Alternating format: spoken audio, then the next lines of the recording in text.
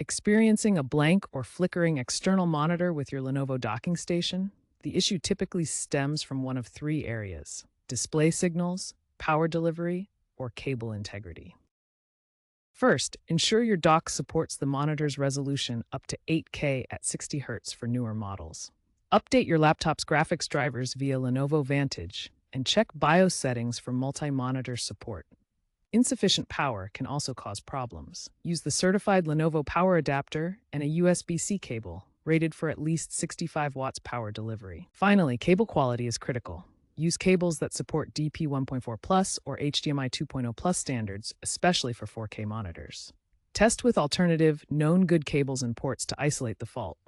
Start with software updates, then verify connections, reset devices, and test hardware using tools like Lenovo Diagnostic or Windows Device Manager. Most fixes, 70%, involve software updates or cable swaps. If basic fixes fail, consider rolling back NVIDIA drivers to a stable version, particularly if issues arose after a Windows update. For example, downgrading to version 551.76 resolved issues for some ThinkPad X1 Carbon users. For corporate settings, remote diagnostics can identify faulty power delivery chips in the dock itself. Cross-platform compatibility can also be a hurdle. M3 MacBooks, for example, may require firmware updates or third-party adapters for HDMI output. Lenovo's AI-assisted diagnostics integrated in newer models aim to auto-troubleshoot via the Lenovo Vantage app.